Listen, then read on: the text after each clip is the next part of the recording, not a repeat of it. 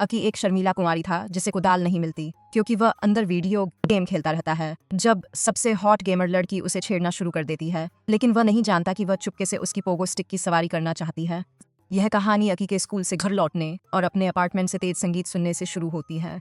एक बार अंदर जाने पर वह अपने सबसे अच्छे दोस्त की बहन इरोहा को बिस्तर पर लेटा हुआ देखता है, इसलिए उसने संगीत बंद कर दिया और पड़ोसियों को परेशान करने के लिए उसे घंटा माफी बजाए। इरोहा इस तरह से रेंगती है कि कोई भी सरल अपराध कर सकता है, लेकिन अकी उसे चिढ़ाने की हरकत छोड़ने के लिए कहता है क्योंकि यह उस पर काम नहीं करता है। फिर वह उसे जाने के लिए कहता है, लेकिन उसका मानना है कि वह चुपके से उसकी बिल्ली का सारा रस सूंघना चाहता है जो उसकी बेडशीट पर है, लेकिन वह निराश हो जाता है और उसे तिलचट्टे की तरह इसी तरह सबसे बाहर फेंक देता है। तभी अकी को उसके चाचा माकोटो का फोन आता है जो गेमिंग फर्म का मालिक है और अकी को नौकरी देना चाहता है। इरोहा को सही काम करने के लिए कहने के बाद वह काम करता है और उसके चाचा कहते हैं कि अगर वह कुछ शर्तें स्वीकार कर ले तो उसे वह नौकरी मिल सकती है जो वह चाहता है। वह अकी से यह भी पूछता है कि क्या उसकी कोई गर्लफ्रेंड है, लेकिन जब वह जवाब देने में झिझकता है तो इरोहा उसे परेशान करने के लिए अजीब आवाजें निकालना शुरू कर देती है। जब उसके चाचा ने नोटिस किया तो अकी ने कहा कि यह एक बिल्ली है और इरोहा से तब तक लड़ना जारी रखता है जब तक कि उसके चाचा बाद में एक रेस्तरां में मिलने के लिए सहमत नहीं हो जाते ताकि वे उनके द्वारा बताई गई शर्तों पर चर्चा कर सकें। फोन रखने के बाद अकी इरोहा को डांटने की कोशिश करता है, लेकिन वह पहले से ही उसे चिढ़ाते हुए थक चुकी है और मांग करती है कि वह उसके लिए कोल्ड ड्रिंक लाए, जिससे वह और भी अधिक परेशान हो जाता है। अगले दिन अकी अपने सबसे अच्छे दोस्त और इरोहा के भाई ओजुमा से मिलता है जो अपनी बहन को हुई परेशानी के लिए माफी मांगता है। उन्होंने यह भी उल्लेख किया कि इरोहा अकी को धमकाती है क्योंकि वह उसे पसंद करती है, लेकिन अकी का मानना है कि वह कैप है क्योंकि अगर वह उसे पसंद करती तो वह उसके साथ अच्छा व्यवहार करती। पाठ के बाद एक सहपाठी अकी को बताता है कि एक दुष्ट उससे पूछ रहा है, लेकिन वह सिर्फ इरोहा है।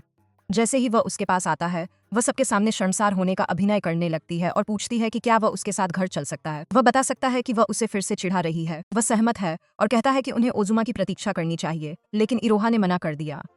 जब अकी पूछता है कि क्यों, कि ऐसा व्यवहार करना बंद करो जैसे कि वे रिश्ते में नहीं हैं। इससे कक्षा में हर कोई हैरान रह जाता है, इसलिए अकी उसे सीढ़ियों से एक निजी कोने में खींचकर ले जाती है और पूछती है कि क्या वह इसे पूरी तरह से खो चुकी है।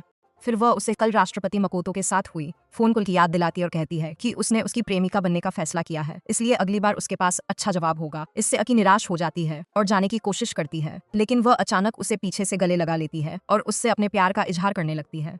वह स्वीकार करती है कि वह जानती है कि वह यह सब अपने भविष्य के लिए कर रहा है, लेकिन यह भी कहती है कि वह इसका हिस्सा बनना चाहती है। हालांकि जैसे ही वह उसके आकर्षण में पड़ने लगता है, वह उससे दूर हो जाती है और कहती है कि वह केवल उसके साथ खिलवाड़ कर रही थी, जिससे अकी और भी अधिक परेशान हो गया। कुछ घंटों बाद एक रेस्तरां में अकी की मुलाकात राष्ट्रपति मकोतो से होती है, जिन्हें विश्वास नहीं हो रहा है कि अकी ने पहले से ही एक गेम बनाया और प्रकाशित किया है। अकी बताते हैं कि वास्तव में अपनी टीम से मदद मिली, जिसे 5वीं मंजिल गठबंधन कहा जाता है, और माकोतो का कहना है कि वे हाल के दिनों में सबसे प्रसिद्ध गेम निर्माता बन गए हैं। सभी ग्लेजिंग के लिए उसे धन्यवाद देने के बाद, जिनका उसने कल उल्लेख किया था, लेकिन माकोतो ने उसे अपने ब्रेक पंप करने के लिए कहा ताकि वे पहले कुछ भोजन प्राप्त कर सकें। जैसे ही वेटर आता है, माकोतो रीज मोड चालू कर देता है और उसका नंबर लेने की कोशिश करता है, लेकिन वह शर्मिंदा हो जाती है और भाग जाती है।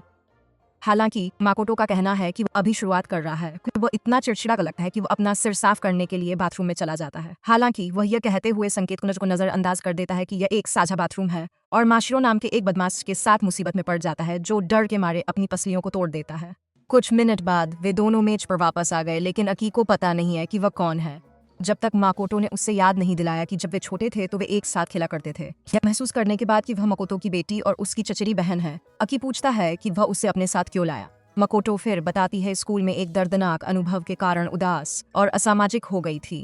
परिणाम स्वरूप उसने उसे अपने स्कूल में स्थानांतरित करने का निर्णय लिया है, लेकिन अकी को अब उसका नकली प्रेमी बनना होगा और उसे फिर से दोस्त बनाने में मदद करनी होगी। अकी इससे आश्चर्यचकित है, लेकिन मकोतो का कहना है कि यही वह शब्द है जिसके बारे में उसने फोन पर बात की थी। अकी के पास स्वीकार करने के अलावा कोई विकल्प नहीं था।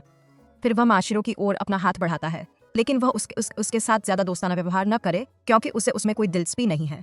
जैसे कि यह पर्याप्त नहीं था, माकोतो ने अकी से कहा कभी भी माशिरो को शामिल करने के बारे में न सोचे, लेकिन अकी का कहना है कि यह कोई समस्या नहीं होगी क्योंकि वह पहले से ही उसकी हिम्मत से नफरत करती है।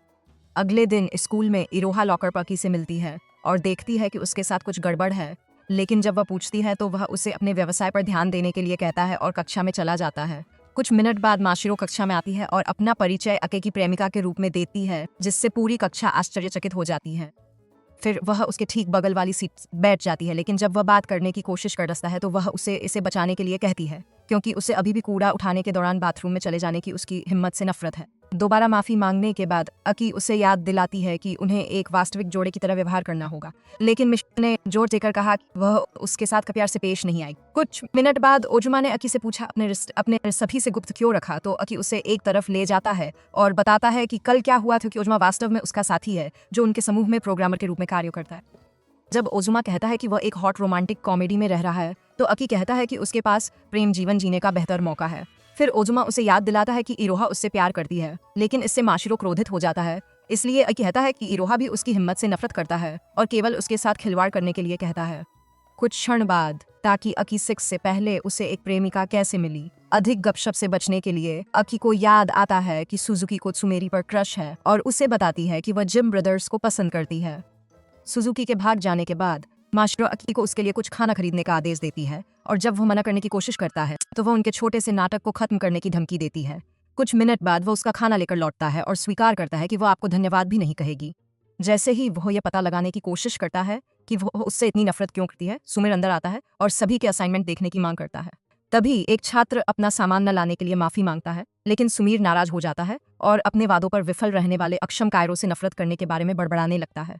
एक कठिन पाठ के बाद वह जाने के लिए तैयार हो जाती है, लेकिन अचानक एक निजी चर्चा के लिए अकी को परामर्श कार्यालय में आमंत्रित करने के लिए रुक जाती है। जैसे ही वह चली जाती है, सभी लोग उसे घेर लेते हैं और पूछते हैं कि भयभीत विशैली रानी द्वारा बुलाए जाने के बावजूद वह इतना शांत कैसे हो सकता है। वह कहता है कि यह कुछ भी गंभीर नहीं हो सकता है, जहां सुमिर ने पहले से ही यातना उपकरणों का एक समूह तैयार कर रखा है। हालांकि उसके बैठने के बाद वह घुटनों के बल बैठ जाती है और उससे दया की भीख मांगती है। फिर अकी उसे उस कट्टर अनुशासन संबंधी बकवास की याद दिलाती है जिसके बारे में वह कक्षा में बात कर रही थी, और वह बताती है कि यह सब छात्रों के लिए उसके आक्रामक व्यक्तित्व को बनाए रखने के लिए है। पता चला सुमीर वास्तव में 5वीं मंजिल के गठबंधन का चित्रकार है और अपनी कड़ी मेहनत के मंत्र के विपरीत वह वास्तव में समूह में सबसे आलसी है। उसे माफ करने का निर्णय लेने के बाद अकी ने अपने हालिया प्रोजेक्ट पर प्रगति के बारे में पूछा, लेकिन उसे पता चला कि उसने अभी तक शुरुआत भी नहीं की है। गुस्से में आकर वह उसे जिंदा भूनने की कोशिश करता है, लेकिन बहुत मिन्नत करने के बाद उसने उसे छोड़ दिया और कहा कि अगर वह प्रेरणा से जूझ रही थी तो उसे मदद मांगनी चाहिए थी। कुछ समय पहले अकी अपनी गेमिंग कंपनी के लिए सही चित्रकार ढूंढने के लिए एक पुस्तक मेले में गया था और जब उसे अपने भाई के लिए आकर्षक लड़की के बारे में सुमीर की किताब मिली तो वह जूझ गया। जब वह उसे याद दिलाता है कि वह उसे पूरे स्कूल के सामने बेनकाब कर सकता है और संभवतः उसे गिरफ्तार कर सकता है, तो वह फिर से माफी मांगती है, लेकिन इस बात पर जोर देती है कि उसके पास कलाकार अवरोध है। फिर अकी उस पर सोने का सुझाव देती है और कहती है कि वह उसके साथ ऐसा कर सकती है क्योंकि वह बहुत बूढ़ा है। जब वह पूरी तरह से उस पर हावी हो जाता है तो वह पूछती है कि क्या वह वास्तव में माशिरो को डेट कर रहा है। सोवी ने यह भी बताया कि मकोट मुलाकात के दौरान क्या हुआ। अपने समूह के लिए इतनी दूर जाने के लिए उसे धन्यवाद देने के बाद सुमरे पूछता है कि क्या उसे माशिरो के पुराने स्कूल में क्या हुआ था इसके बारे में कुछ पता है, लेकिन वह केवल इतना जानता है कि उसके पिछले सहपाठियों ने एक महत्वपूर्ण रहस्य खोज लिया था और उससे तब तक धमकाते रहे जब तक कि उसने स्कूल आना बंद नहीं कर दिया। यह सुनकर सुमेर अकी से यह सुनिश्चित करने के लिए कहता है कि उसे दोबारा ऐसा कुछ अनुभव न हो। बहुत बाद में अकी मिश्रो चल सकते हैं, लेकिन वह उससे दूर रहने के लिए कहती है। इससे सभी को आश्चर्य होता है कि क्या वे वास्तव में किसी रिश्ते में, इसलिए वह भाग जाती है, जबकि अकी को आश्चर्य होता है कि वह उसके करीब से आ सकता है। कुछ मिनट बाद वह अपने लॉकर पर है, जाने की तैयारी कर रहा है, तभी इरोहा अचानक उसे पीछे से गले लगा लेती है। हमेशा की तरह अकी उससे कहता है कि मूर्खतापूर्ण व्यवहार करना बंद करो और उतर जाओ, लेकिन वह मना कर देती है और पूछती है कि क्या उसे कुछ भी गंदा महसूस हो सकता है। फिर अकी उसे इसे बचाने के लिए कहता है क्योंकि वह जानता है कि उसके खरबूजे उसकी पीठ में दब रहे हैं, लेकिन थोड़ी सी धक्का मुक्की के बाद उसे एहसास होता है कि यह उससे भी बदतर है। उसने कोई प्लॉट कवच नहीं पहना है और उसके बटन ढीले हैं, जिसका मतलब है कि वह दूध से भर चेहरा पाने से एक कदम दूर है। वह उसे दूर धकेलने पर विचार करता है, लेकिन यह महसूस करने के बाद कि वह बेनकाब हो जाएगी, वह अपना मन बदल लेता है और उड़ान भरने से पहले उसे अपनी पीठ पर लाद लेता है। कुछ मिनट बाद वह नीचे छोड़े जाने की भीख मांगने लगती है, इसलिए अंततः वह उसे जमीन पर पटक देता है, इससे पहले कि उसे पता चले कि वह गंभीर थी कि उसके पास कोई साजिश कवच नहीं था। जैसे ही वे दोनों घर जाते हैं, अकी वह उस लड़की के करीब कैसे पहुंच सकता है जो उसकी हिम्मत से नफरत करती है, लेकिन वह चिंतित हो जाती है कि उसे अपना जीवन साथी पहले ही मिल चुका है। हालांकि जब अकी कहती है कि ऐसा कुछ नहीं है, तो वह उसकी मदद करने का वादा करती है। अगले दिन माशिरो तब हैरान रह जाती है जब अकी एक ताज़ा खरीदी गई प्रेमदास की तरह दिखते हुए उसकी मदद करने की पेशकश करती है। हमेशा की तरह वह उसे नजरअंदाज करती है, लेकिन मानसिक रूप से बीमार व्यक्ति का व्यवहार तब तक जारी रहता है जब तक वह तंग नहीं आ जाती और उसे किसी निजी जगह पर नहीं ले जाती। जैसे ही वह स्पष्टीकरण मांगती है और स्वीकार करती है कि अकी के अचानक गुलाम बनने के जुनून के पीछे वही है। जब माशा अचानक उनके पास से चला जाता है तो अकी दिन भर के लिए खेल बंद करने का फैसला करता है। बहुत बाद में वह और इरोहा घर वापस आते हैं और माशिरो को देखकर आश्चर्यचकित हो जाते हैं, जो तुरंत उस पर उसका पीछा करने का आरोप लगाती है। जब वह कहता है कि वे दोनों यहीं रहते हैं तो वह चौंक जाती है और पूछती है कि क्या वह ई के साथ रहता है। रोहा फिर अकी ई को स्थिति समझाता है। रोहा और कैसे वे सभी एक ही इमारत में अलग अलग अपार्टमेंट में रहते हैं। जब वह उससे दोबारा बात करने की कोशिश करता है तो वह चुप हो जाती है और कहती है कि अपनी जगह पर भागने से पहले उसे उसके इतने करीब रहना पसंद नहीं है। हालांकि यह तथ्य कि वह यहाँ से चली गई, अकी को एहसास हुआ कि वह फिर से शुरुआत करने के बारे में गंभीर है, इसलिए उसने चाहे कुछ भी हो उसकी मदद करने का फैसला किया। कई रातों के बाद अकी के सफल समापन का जश्न मनाने के लिए दावत के लिए गिरोह को इकट्ठा करता है। जैसे ही सुमैर शराब में डूबकर अपना कलेजा डुबोती है, अकी को पता चलता है कि इरोहा सामान्य से कहीं अधिक दयालु हो रही है। तो वह पूछता है कि क्या उसके राक्षसों को भगाया गया था या कुछ और। वह बताती हैं कि यह उनकी सराहना दिखाने का उनका तरीका है क्योंकि उन्होंने उन्हें रात्रि भोज पर आमंत्रित किया था, इस तथ्य के बावजूद कि वह 5वीं मंजिल गठबंधन की आधिकारिक सदस्य नहीं है। अकी फिर एक कंप्यूटर प्रोग्राम बनाने के लिए ओजुमा को ग्लेज करता है, जो सुमिर को समय सीमा को पूरा करने में मदद करता है, लेकिन ओजुमा ग्लेजिंग को अधिक वापस कर देता है। वह बताते हैं कि अगर अकी उन सभी को एक टीम के रूप में एक साथ नहीं लाता तो उनकी सारी प्रतिभा कैसे बर्बाद हो जाती। जिसके बारे में बोलते हुए वह पूछता है कि आखिरी सदस्य कहाँ है और अकी कहता है कि वे व्यक्तिगत मामलों के कारण वहां नहीं आ सके। फिर वह याद करते हैं कि कैसे उन्होंने एक पुस्तक कार्यक्रम में उनके अंतिम सदस्य की भी खोज की थी और एक पत्र भेजा था जो उन्हें टीम में लाने के लिए पर्याप्त था। कुछ मिनट बाद अकी देखनीता से अपना संपर्क पूरी तरह खो दिया है, इसलिए वह इरोहा से पूछता है कि वह क्या पी रही है, और जब इरोहा एक बड़ी बोतल निकालती है तो वह चौंक जाता है। सुमैर को नियंत्रण में लाने के बाद एक स्वागत पार्टी आयोजित करने की अपनी नई योजना के बारे में बताता है।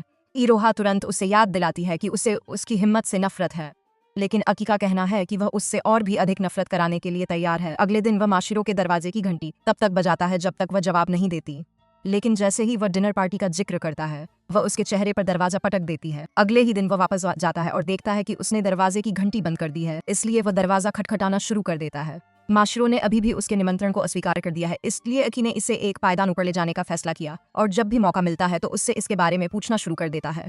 सप्ताह के बाकी दिनों में वह उसके लॉकरों को निमंत्रण कार्डों से भर देता है और नियमित रूप से खुद को सार्वजनिक रूप से अपमानित करता है, सिर्फ उससे हाँ कहने के लिए, लेकिन मास्ट्रो फिर भी अस्वीकार कर देता है। पार्टी से एक दिन पहले अकी इरोहा के साथ खरीदारी करने जाती है और तुरंत फैसले पर पछतावा करती है जब वह उसे सबके सामने सॉसेज खिलाने की कोशिश करती है। स्वाभाविक रूप से वह मना कर देता है, लेकिन फिर वह विक्रेता को विश्वास दिलाती है कि वे डेटिंग कर रहे हैं और वह अकिया पर तब तक दबाव डालना शुरू कर देती है जब तक वह सहमत नहीं हो जाता। जैसे ही वह काटने की कोशिश करता है और उससे भीख मांगने को कहती है, उसकी रीढ़ की हड्डी से उसका सिर फाड़ देने की इच्छा के बावजूद वह शांति बनाए रखने के लिए अपने गुस्से पर नियंत्रण रखता है।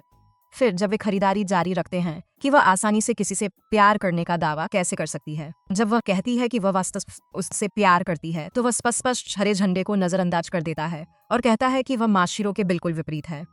इरोहा फिर निमंत्रण के संबंध में उसकी प्रगति के बारे में पूछती है और अकीस के यह कहने के बाद कि वह अभी भी उसे अस्वीकार कर रही है, इरोहा कहती है कि वह इसे गंभीरता से नहीं ले रहा है। वह इससे आश्चर्यचकित हो जाता है, इसलिए इरोहा उसे याद दिलाता है कि ओज़म को अपनी टीम में लाने की कोशिश करते समय वह बहुत अधिक आक्रामक था। जबकि वह उस बारे में सोचता है जो उसने अभी कहा था, वह शेल्फ के शीर्ष पर एक कैन तक पहुंचने की कोशिश करती है और अंततः फिसल जाती है। इसलिए अकी उसे पकड़ लेती है और पूछती है कि क्या वह कभी उसके लाइट सेबर को महसूस करने के तरीकों की तलाश करना बंद कर देगी। इस बीच माशिरो अपने स्थान पर वापस आ गई है। उसने अकी के निमंत्रणों को मोड़ दिया है और वादा किया है कि वह पार्टी में नहीं जाएगी। अकी ने माशिरो की पार्टी के लिए आखिरी मिनट के प्रोजेक्ट पर काम करने के लिए ओज़मा को धन्यवाद दिया। फिर वह गिरोह के बाकी सदस्यों को यह सुनिश्चित करने के लिए बुलाता है कि वे लॉकर में माशिरो को खोजने से पहले रात के लिए तैयार हैं। पहली बार उन्होंने पार्टी के बारे में एक शब्द भी नहीं कहा। वह उसके साथ घर चलने की पेशकश करता है, लेकिन जैसे ही वह अपने जूते पहनता है माशिरो भाग जाता है, इसलिए वह उसका पीछा करता है। जब वह पूछती है कि वह उसे अकेला क्यों नहीं छोड़ेगा तो अकी का दावा है कि वह बस घर जा रहा है, इसलिए वह रास्ता बदल लेती है, लेकिन अकी उसका पीछा करना जारी रखता है।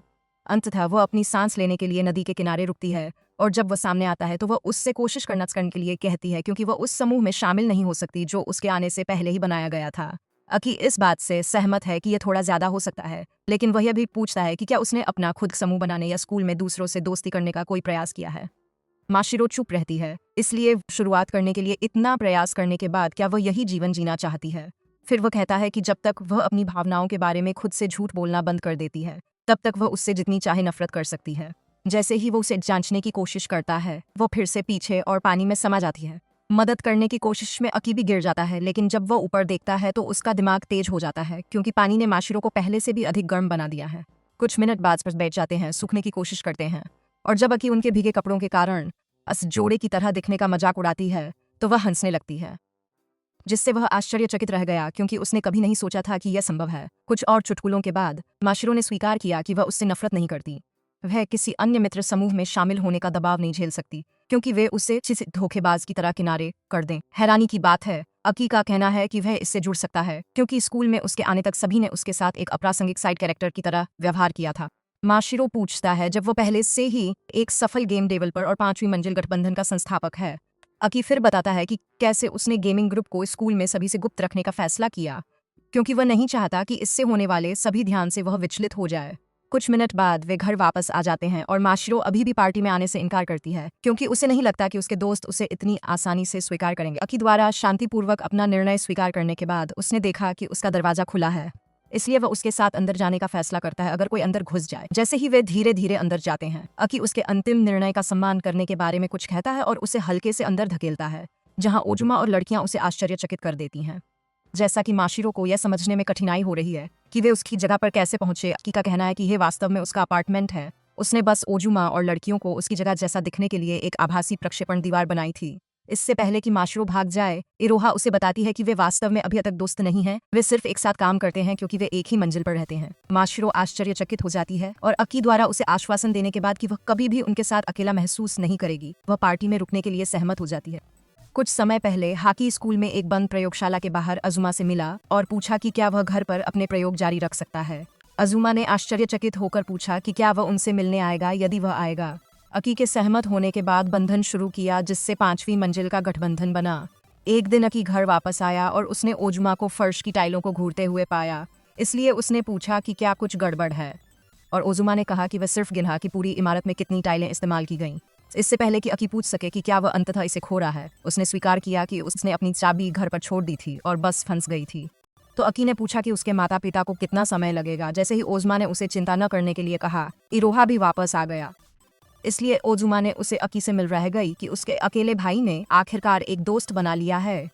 अगले दिन कक्षा में अकी ओजुमा से पूछ रहा था कि उसने इरोहा के बारे में कभी बात क्यों नहीं की। तभी एक लड़की अंदर आई और सभी का सिर घूम गया क्योंकि उसे अभी अभी निलंबित किया गया था। अगले ही पल ओटोई ने ओज में बाधा डाली ताकि वे बाहर बात कर सकें। कुछ मिनट बाद वे स्कूल भवन के पीछे एक शांत कोने में पहुंचे और जब उसने अचानक उन्हें लॉलीपॉप की पेशकश की तो अकी ने उसे याद दिलाया कि उन्हें स्कूल में रखना नियमों के खिलाफ है। ओटोई ने तब उससे कहा कि चिंता न करें, खासकर इसलिए क्योंकि यह किसी ऐसे व्यक्ति से आ रहा था जिसे स्कूल छोड़ना पसंद है। आश्चर्यचकित होकर उसने पूछा कि क्या उसे वास्तव में निलंबित नहीं किया गया था, और यह कहने के बाद कि उसने कभी भी इतना बुरा कुछ नहीं किया, उसने पूछा कि क्या वे इरोहा को जानते हैं। जब ओजुमा ने कहा कि वह उसकी बहन है, ओटोई ने उसके व्यक्तित्व के बारे में पूछा, लेकिन ओजुमा अचानक घबरा गई। अकी ने यह देखा और चिंतित हो गया क्योंकि ओजुमा आमतौर पर ध्वनि की गति से सवालों के जवाब देता है। फिर उन्होंने ओटोई से पूछा कि वह क्यों जानना चाहती है, तो ओटोई ने बताया कि कैसे इरोहा उस प्रकार की लगती थी जो उन जैसे लोगों के आसपास रहना पसंद करती थी। मूलतः उसे ऐसे छात्र पसंद जो बहिष्कृतों की तरह व्यवहार करते थे। कि क्या वह वास्तव में ऐसी थी ताकि वे मित्र समूह में जोड़ सकें। उसके जाने के बाद कि क्या उसे इरोहा से कोई समस्या है, क्योंकि ऐसा नहीं था कि उसे उत्तर के साथ संघर्ष करना पड़े। ओजुमा ने तब कहा कि उसका वास्तव में इरोहा के साथ कोई रिश्ता नहीं है, जिससे अकी भ्रमित हो गया क्योंकि वे पिछले दिन ही करीब लग रहे थे। जब उन्होंने पूछा कि क्या उनके माता पिता को इस बारे में पता था, तो ओजुमा ने कहा कि उनके पिता बहुत करते थे और उनकी माँ हमेशा व्यस्त रहती थी, इसलिए वे ज्यादातर अकेले रह जाते थे। 1 मिनट सोचने के बाद अकी ने पूछा कि क्या वह स्कूल के बाद गेमिंग सत्र के लिए आ सकता है। घंटों बाद वे ओजुमा के स्थान पर वापस आ गए और अकी यह देखकर आश्चर्यचकित हो गई कि उनका लिविंग रूम रेगिस्तान जैसा था। जब उन्होंने इसका जिक्र किया तो ओजुमा ने कहा कि उन्होंने वास्तव में इसका कभी भी उपयोग नहीं किया और उन्होंने यह सारा समय अपने कमरे में बिताया। अकी को इस बात पर तब तक विश्वास नहीं हुआ जब तक कि ओजुमा ने उसे अपने कमरे के अंदर नहीं जाने दिया, जो ज्यादातर कूड़ादान जैसा दिखता था। अकी ने स्वच्छता की स्पष्ट कमी को नजरअंदाज कर दिया और तुरंत अपना कंप्यूटर बनाने के लिए ओजुमा पर काम करना शुरू कर दिया। लेकिन ओजुमा ने कहा कि यह कुछ ऐसा है जो कोई भी कर सकता है। जैसे ही उन्होंने गेम खेलना शुरू किया, इरोहा स्कूल से वापस आ गया, इसलिए अकी ने यह कहने से पहले कुछ मिनट इंतजार किया कि वह बाथरूम जाना चाहता है।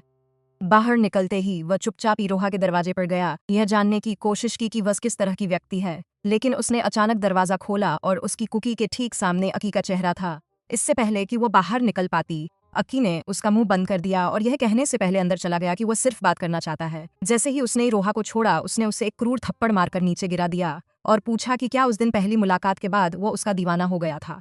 अकी ने तुरंत कहा कि ऐसा नहीं है, लेकिन उसका फोन बजने लगा, इसलिए उसने जवाब दिया और अपने दोस्त से बाद में बात करने के लिए कहा ताकि वह कुछ निपट सके। उसके फोन रखने के बाद अकी ने पूछा कि क्या वह स्कूल में अपराधी बनने की कोशिश कर रही है, लेकिन इरोहा नाराज हो गई और कहा कि इससे उसका कोई लेना देना नहीं है। जब उसने पूछना जारी रखा और कहा कि वह बस अपने की बहन का पता लगाने की कोशिश कर रहा था, तो वह और भी परेशान हो गई और बोली कि किसी ने उससे नहीं पूछा। अगले दिन अकी ताकीबाना की तलाश में स्कूल से जल्दी निकल गया, जिस लड़की इरोहा से फोन पर बात हो रही थी।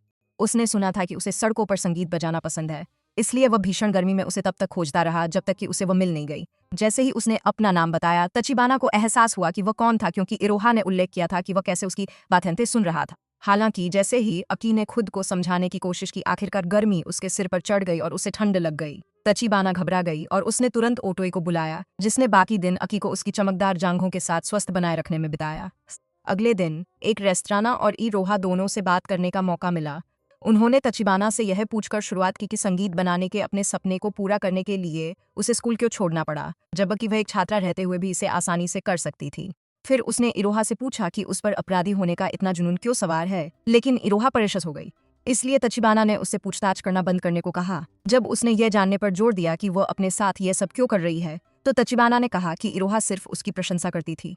अकी को तुरंत लगा कि वे प्यार में हैं, लेकिन इरोहा ने बताया कि वह केवल तचिबाना की प्रशंसा करती है क्योंकि वह जो चाहती थी वह पूरे आत्मविश्वास के साथ करती थी। तब तचिबाना ने अकी को बताया कि इरोहा की माँ उसे कोई शौक नहीं रखने देती और इसीलिए उनके अपार्टमेंट में कोई टेलीविजन नहीं था।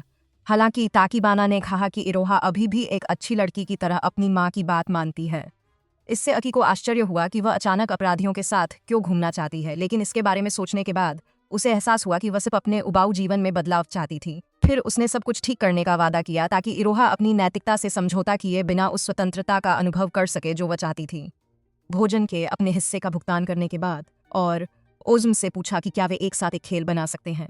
हफ्तों की मेहनत के बाद आखिरकार वे एक परीक्षण मॉडल लेकर आए और कुछ देर तक इसे खेलने के बाद अकी ने इरोहा और इसे खेलने के लिए आमंत्रित करने का सुझाव दिया।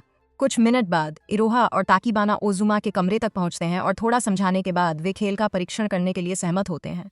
घंटों खेलने के बाद वे लड़कियां सस्ते संगीत और उबाऊ ग्राफिक्स के बारे में शिकायत करती हैं। हालांकि तचिबाना स्वीकार करती है कि यह एक बहुत ही दिलचस्प खेल था और अकी उसे उन खेलों की याद दिलाती है जो वे छोटे होने पर खेला करते थे।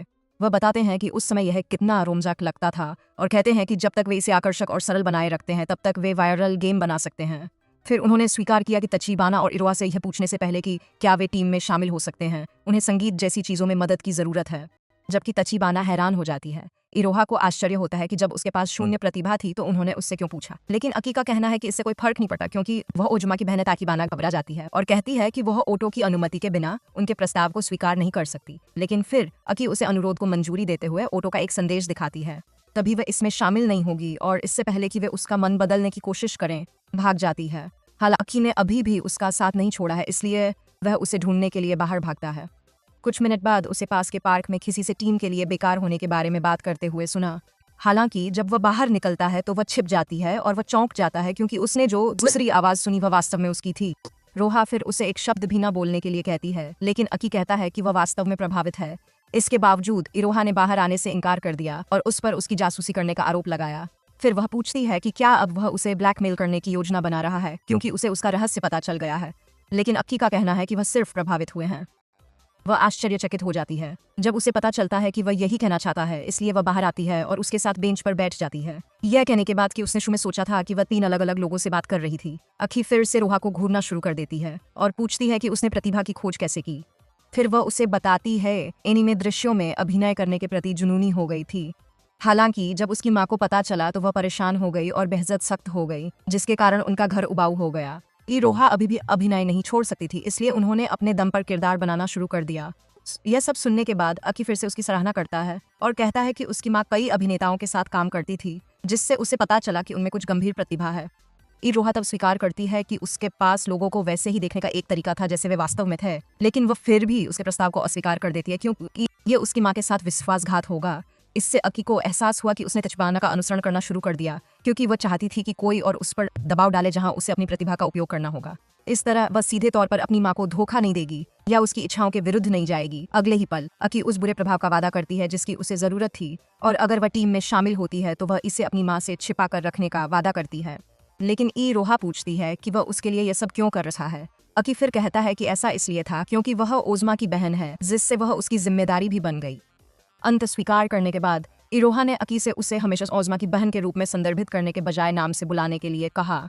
कुछ दिनों के बाद वह उसके स्थान पर आती है, रहस्यों का उपयोग करके दिमाग खराब करने का आरोप लगाती है, लेकिन अंदर जाने के बाद वह उसे कुछ संदर्भ देता है और कहता है कि वे उसकी आवाज़ के अभिनय में मदद करेंगे।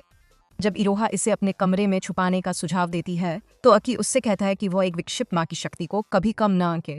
इसके बजाय वह जब चाहे उसे अपने स्थान पर अभ्यास करने की पेशकश करता है। जैसे जैसे दिन बीतते हैं वे दोनों उसकी आवाज़ के अभिनय पर काम करने का हर अवसर लेते हैं और अंततः ओटोई उन्हें अपने पास एक स्टूडियो को दिखाने के लिए आमंत्रित करती है जिसे उसने अपनी विरासत से बनाया था। अकी तुरंत उसके साथ एक देवी की तरह व्यवहार करना शुरू कर देता है, लेकिन फिर वह पूछती है कि वह खेल के लिए और अधिक आवाज़ अभिनेताओं को नियुक्त करने की योजना कैसे बना रहा है।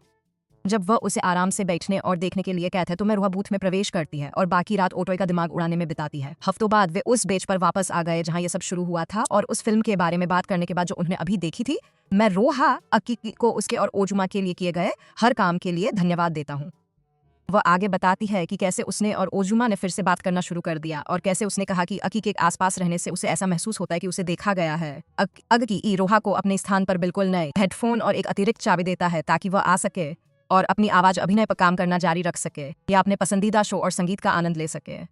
वर्तमान में इरोहा अभी भी चाबी की ओर देखते हुए उस दिन क्या हुआ था इस पर विचार कर रही है। फिर अकी पूछता है कि उसके स्थान पर चीजें कैसी चल रही हैं और यह कहने के बाद कि सब कुछ वैसा ही है, इरोहा उसे उनके जीवन में आने और इसे बेहतर बनाने के लिए फिर से धन्यवाद देती है। जब वे दोनों इस बारे में बात करते हैं कि ताकुबाना संगीत बनाने के लिए अमेरिका कैसे गया तो इरोहा अचानक अकी को गले लगा लेती है और कहती है कि उसे यह पसंद नहीं है कि वह उसके आसपास कितना परेशान रहता है। वह कहती है कि वह ओजुमा की बहन बनकर थक गई है, इसलिए अकी को सोचने में थोड़ा समय लगता है। हालांकि उसे बेडरूम में ले जाने के बजाय वह पूछता है कि क्या वह उसके और गिरोह के बाकी लोगों के साथ बाहर जा सकती है ताकि उचित दोस्त बन सके। उस रात बाद में इरोहा स्नान कर रही थी, अपने दूध की सफाई कर रही थी और खुद पर गुस्सा कर रही थी क्योंकि वह चाहती थी कि अकी उसे डेट पर चलने के लिए कहे। फिर उसे पता चलता है कि ओजुमा और सुमिर उनके साथ नहीं रह पाएंगे, जिसका मतलब है कि यह वह अकी और माशिरो होंगे। अगले दिन अकी बैठक स्थल पर आता है और जैसा कि भविष्यवाणी की गई थी वह केवल इरोहा और माशिरो को देखता है। जब वे दोनों उन्हें इंतजार कराने के लिए बदमाश कहते हैं तो इरोहा अचानक उसका हाथ पकड़ लेती है और कहती है कि वह अपने सभी दोस्तों के साथ इसी तरह व्यवहार करती है। अकी तुरंत उसे उतरने के लिए कहता है और उसे याद दिलाता है कि वह उसकी छोटी गर्लफ्रेंड में से एक नहीं है, लेकिन इरोहा ने मना कर दिया। अगले ही पल माशिरो उसका दूसरा हाथ पकड़ लेता है और उसे भी पकड़ने की जिद करता है, कोई विकल्प नहीं होने पर, और सुझाव देता है कि वे एक फिल्म देखकर हैंगआउट शुरू करें। कुछ मिनट बाद उन्हें पास में एक थिएटर मिलता है, इसलिए इरोहा एक क्लासिक रोमांस फिल्म देखने का सुझाव देता है, लेकिन माशिरो इसके बजाय कुछ असामान्य देखना चाहता है। वह तर्क देती है कि इरोहा की फिल्म पसंद घिसी पिटी है और यह साबित करती है कि वह सिर्फ भीड़ का अनुसरण करती है, लेकिन इरोहा उससे कहती है कि वह यह सोचना बंद कर दे कि वह सिर्फ इसलिए हॉट चीज है क्योंकि वह उबाऊ चीजें देखती है। जैसे ही वे दोनों बहस करना जारी रखते हैं, अकी अलग से फिल्म देखने जाने और बाद में मिलने का सुझाव देता है और इस बारे में सोचने के लिए उसे मूर्ख कहते हैं। अंत में वे रॉक पेपर कैंची खेलते हैं और इरोहा जीतता है, इसलिए रोमांस फिल्म देखते हैं।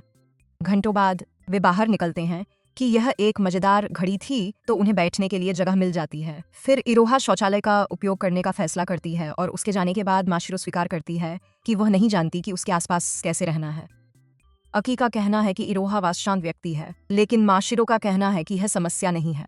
मुद्दा यह है कि इरोहा उसे उन लोगों की याद दिलाती है जिन्होंने उसके पिछले स्कूल में उसका जीवन दयनीय बना दिया था। तभी दो लड़कियां माशिरो को पहचानती हैं और उसे अक्की के साथ डेट पर जाने के लिए चिढ़ाती हैं, लेकिन वह तुरंत उन्हें इसे बंद करने के लिए कहता है। अक्की को शांत रहने के लिए कहने के बाद वह माशिरो से पूछते हैं कि क्या वह किसी विशेष उपन्यास के बारे में जानता है, और इससे वह भयभीत हो जाती है, इसलिए वह उनसे इसके बारे में बात न करने का आग्रह करती है। जैसे ही वे हंसते रहते हैं, अक्की उठता है और उन्हें फिर से जाने के लिए कहने से पहले घृणित कहता है। इस बार लड़कियां मना कर देती हैं और उससे कहती हैं कि वह सब दिखावा करना बंद कर दे क्योंकि उनके साथ एक डरावना लड़का भी है। अकी तब कहता है कि उसके लोग बहुत बदतर हैं, लेकिन वास्तव में वह केवल सुमीर के बारे में ही सोच सकता है। शुक्र है उसकी आत्मविश्वास भरी मुस्कान लड़कियों को भगाने के लिए काफी है। हालांकि जब वह मिश्रों को जांचने की को हो जाती है और भाग जाती है, तभी इरोहा वापस आती है और अकी से कहती है कि उन्हें उसे ढूंढना है, इसलिए वे दोनों अलग अलग दिशाओं में चले जाते हैं। कुछ मिनट बाद अकी वह व्यर्थ ही खोज कर रहा है, इसलिए वह सोचने के लिए एक क्षण लेता है और उस फिल्म को याद करता है जिसे माशिरो देखना चाहता था। फिर वह उसके साथ थिएटर में जाता है और पूछता है कि क्या वह फिल्म का आनंद ले रही है, यह समझाने के बाद कि कैसे एक बदमाश चरित्र ने अपनी जान गंवा दी, और यह कहने के बाद कि वह इसकी हकदार थी। वह अकी से पूछती है कि वह यहाँ क्यों आया। वह कहता है कि वह भी इसे देखना चाहता था, लेकिन वह उसे पीछा करने वाला कहती है। अकी अपमान स्वीकार करता है और उससे कहता है कि अगर इससे उसे बेहतर महसूस होता है, वह उसे कुछ नए भी देता है, वह अपने गुंडों पर प्रयास कर सकती है, लेकिन वह जानता है कि वह अभी इसके लिए तैयार नहीं है। माशिरो फिर बताती है कि कैसे वह हमेशा अजीब और अकेला महसूस करती थी। यही वजह है कि उसने वास्तविकता से बेचने के लिए कुछ समय पहले एक उपन्यास लिखना शुरू किया था। जब जब बदमाशों ने उसे ढूंढ लिया और उस मजाक उड़ाना शुरू कर दिया तो उसकी पूरी दुनिया बिखर गई, क्योंकि जिस एक चीज का वह आनंद लेती थी वह नष्ट हो गई। जब अकी कहती है कि उसका लेखन, माशिरो चौंक जाती है। फिर वह एक प्रसिद्ध लेखक का नाम लेता है और कहता है कि उन्होंने ठीक वैसा ही किया और एक काल्पनिक जीवन के बारे में लिखा जो बहुत से लोगों को पसंद आया। वह आगे कहता है कि जो कुछ हुआ उसके बारे में उसे बुरा महसूस नहीं करना चाहिए, लेकिन माशिरो का कहना है कि जिस प्रसिद्ध लेखक का उसने उल्लेख किया है उसे भी शर्मिंदगी महसूस होगी अगर लोगों को उनकी असली पहचान का पता चलेगा। अकी सहमत है, लेकिन कहते हैं कि ऐसे बहुत से लोग हैं जो अभी भी उपन्यासों को पसंद करेंगे, इसलिए इससे कोई फर्क नहीं पड़ता कि कुछ पागल लोग इसे बेकार समझते हैं। माशिरो अंततः सहमत हो जाता है, लेकिन फिर वह इरोहा से दोस्ती करने से इनकार कर देती है क्योंकि वह बिल्कुल बदमाशों दिखती है और भविष्य में उसका मजाक भी उड़ा सकती है। जब अकी ने उसे आश्वासन दिया कि अगर इरोहा ने वह उसे रोक देगा, वे वापस ऊपर की ओर चले गए। अगले ही पल माशिरो इरोहा को बदमाशों के साथ हंसते हुए देखता है और अकी के पीछे छिप जाता है, लेकिन वह उसे करीब से देखने के लिए कहता है। फिर इरोहा ने धमकाने वालों का अपमान करना शुरू कर दिया और उन्हें धुले हुए कुदालों का झुंड कहा, जिनके पास अपने जीवन के साथ कुछ भी बेहतर करने के लिए नहीं है। जैसे ही वे दोनों वापस लड़ने की कोशिश करते हैं, इरोहा एक खून के भूखे दानव में बदल जाता है जो माशिरो के बारे में बुरी बात करने के लिए उनका गला काटने के लिए तैयार होता है। माशिरो इससे है कि क्या हो रहा है, तो अकी बताते हैं कि कैसे इरोहा एक बने हुए चरित्र की भूमिका निभाकर खुद को पूरी तरह से बदल सकती है। जैसा कि मॉल में सभी लोग देख रहे थे, लड़कियां इरोहा की दोस्त भी होती हैं कि तो वह यह सब क्यों कर रही है, लेकिन वह कहती है कि इससे कोई फर्क नहीं पड़ता क्योंकि वह सभी बेशर्मों के साथ एक जैसा व्यवहार करती है। हालांकि जैसे ही व्यवस्थित करने वाली होती है, अकी उसे रोकता है और बदमाशों को याद दिलाता है कि उसने उन्हें पहले चेतावनी दी थी। वे दोनों तुरंत भीख मांगना शुरू कर देते हैं, इसलिए वह उन्हें माशिरो को फिर कभी परेशान न करने की चेतावनी देकर छोड़ने का फैसला करता है। उन दोनों के भाग जाने के बाद इरोहा ने उससे बचाने के लिए को धन्यवाद दिया क्योंकि वह केवल अपनी आवाज से अभिनय कर रही थी। फिर वह पूछता है कि वह इतनी परेशान क्यों हो गई, तो इरोहा बताती है कि माशिरो के बारे में बात करते समय धमकाने वाले कितने बुरे लग रहे थे, जो फिर बाहर चला जाता है और यह सोचने के लिए माफी मांगता है कि वह उनमें से एक थी भी। जब इरोहा ने उससे इसके बारे में चिंता न करने के लिए कहा तो माशिरो ने पूछा कि क्या वे दोस्त बन सकते हैं और इरोहा खुशी से स्वीकार कर लेती है। अगली शाम अकी रात के खाने के लिए माशिरो के पिता से मिलता है और मध्यम आयु वर्ग के रिजलॉर्ड माशिरो को इतने कम समय में इतनी प्रगति करने में मदद करने के लिए धन्यवाद देना शुरू कर देता है, क्योंकि माशिरो ने पहले ही उसका उल्लेख किया था। लेकिन इससे पहले कि अकी विस्तार में जाए, माकोटो का कहना है कि वह पहले से ही जानता है कि उसके खेल में सभी आवाजों के पीछे वह है। इससे पहले कि अकी पूछ सके किया और उसे अपने पागलों को माशिरो से दूर रखने की याद दिलाई। अकी का कहना है कि उसे चिंता करने की कोई बात नहीं है क्योंकि माशिरो उसे पसंद भी नहीं करता है, लेकिन माशिरो जानता है कि वह सिर्फ एक अनजान व्यक्ति है। लगभग उसी समय माशिरो बिस्तर पर है, सोच रही, जब अकी ने प्रसिद्ध लेखक का उल्लेख किया था, क्योंकि यह वास्तव में वह है, बस अपनी पहचान छिपाने के लिए एक अलग नाम के साथ। वह इसे उससे छिपाकर रखने का फैसला करती है क्योंकि वह और भी करीब आना चाहती है और उसके साथ वास्तविक रिश्ता बनाना चाहती है। बाद इरोहा के कान के पर्दे लगभग उड़ा देता है। फिर उसने नोट किया कि वह लगभग हर समय हेडफोन का उपयोग करती है और वह बताती है कि इससे उसकी आवाज़ के अभिनय में काफ़ी सुधार हुआ है। इसके लिए उसे धन्यवाद देने के बाद उसने स्वीकार किया कि वह माशिरो को ईर्ष्यालु बनाना चाहती थी, लेकिन बदमाशों ने सब कुछ बर्बाद कर दिया। तभी उसे एक संदेश मिलता है, इसलिए वह उस पर गौर करने का फैसला करती है, लेकिन जब वे प्रेम स्वीकारोक्ति पढ़ते हैं तो वह चौंक जाती है। अगले दिन एक सपने में अकी यह देखकर चौंक जाता है कि माशिरो ने उसे समुद्री भोजन का कटोरा खाने के लिए जगाया। जब वह पूछता है कि वह इतनी सुबह उसके बिस्तर पर क्यों है, तो वह उसे छोटी छोटी बातों पर जोर देना बंद करने के लिए कहती है और अचानक उसे बिस्तर पर वापस धकेल देती है। उसे उसका भेजा हुआ संदेश याद आ जाता है और वह उसे रोकने की कोशिश करता है, लेकिन वह उसे चूमकर चुप करा देती है। विरोध करने के कई असफल प्रयासों के बाद वह चुंबन स्वीकार करता है, लेकिन फिर एहसास होता है कि मैं ही रोहा थी जो उसके मुंह में पॉप्सिकल चिपका रही थी। नाराज होकर वह पूछता है कि वह एक बार के लिए एक नियमित व्यक्ति की तरह व्यवहार क्यों नहीं कर सकती। फिर वह कहती है कि उसे उत्साहित होना चाहिए, लेकिन अक्की का कहना है कि वह कभी भी किसी मनोचिकित्सक से उत्तेजित नहीं हो सकता। इस पर मैं रोहा से पूछती हूँ कि वह क्या पसंद करेगा और अपने कुछ कौशल प्रदर्शित करने के लिए पॉप्सिकल का उसका उपयोग करती है। जब वह उसे खे उतरने के लिए कहता है तो वह उसे उसके जगहों की ओर घूरते हुए देखती है और पूछती है कि क्या वह उन्हें चाहता है। हालांकि अकी सभी चिढ़ाने से थक गया है, इसलिए वह पूछता है कि वह इतनी जल्दी यहाँ क्यों आई। तभी इरोहा उसे घड़ी दिखाती है और वह घबरा जाता है कि आ चुके होते हैं। जब वह पूछता है कि क्या उसने उसकी जिंदगी बर्बाद करने के डरावने जुनून के तहत घड़ी के साथ खिलवाड़ किया है, तो वह कहती है कि वह वास्तव में देर से उठा है और पूछती है कि वह ऐसे व्यवहार क्यों कर रहा है जैसे दुनिया खत्म होने वाली है। फिर वह पूछता है कि क्या यह छुट्टी है, क्योंकि इससे उसकी देरी का पता चल जाएगा। लेकिन वो कहती है कि यह वास्तव में कार्य दिवस है और उनके पास अभी भी स्कूल है। अकी फिर से घबरा जाता है और कहता है कि वह बीमार होगा है, कि एकमात्र समस्या उसका मानसिक स्वास्थ्य है, क्योंकि वह गंभीर रूप से अति प्रतिक्रिया कर रहा है। कुछ मिनट बाद अकी बाथरूम में है, तैयार हो रही है और सोच रही है कि माशिरो के अचानक कबूलनामे पर कैसे प्रतिक्रिया दी जाए। समय बर्बाद न करने के कारण वह इरोहा के साथ पर स्कूल पहुंच सके। जब इरोहा पूछता है कि वह एक बार भी देर से क्यों नहीं जाएगा, तो अकी कहता है कि इससे उसकी संपूर्ण उपस्थिति प्रभावित होगी। हालांकि उनकी मुख्य चिंता सुमेर से आने वाले छात्रों को दिया जाने वाला अपमानजनक भाषण है। तभी इरोहा को पता चलता है कि वे साथ चलने वाले एकमात्र छात्र हैं, इसलिए वह अकी से पूछती है कि क्या वह लोगों के गलत विचार को लेकर चिंतित है। वह कहता है कि यह कोई समस्या नहीं होनी चाहिए, क्योंकि माकोटो उनके करीब भी नहीं है। लेकिन जब इरोहा माशिरो का जिक्र करता है तो वह घबरा जाता है और उसे इसे खत्म करने के लिए कहता है। फिर वह उससे कहती है कि वह ठीक से काम करे, क्योंकि इस दर पर वह अपना वी कार्ड कभी नहीं खोएगा। इससे पहले कि वह प्रतिक्रिया दे सके, वह अचानक उसे अपने पास खींच लेती है और पेशकश करती है कि यदि वह मिशिरो के लिए कुछ स्ट्रोक का अभ्यास करना चाहता है तो वह उसका प्रशिक्षण विषय बन सकती है। अकी ने शांतिपूर्वक प्रस्ताव को अस्वीकार कर दिया और कहा कि वह उसे तब तक परेशान नहीं कर सकती जब तक वह नींद में उस पर हमला नहीं करती।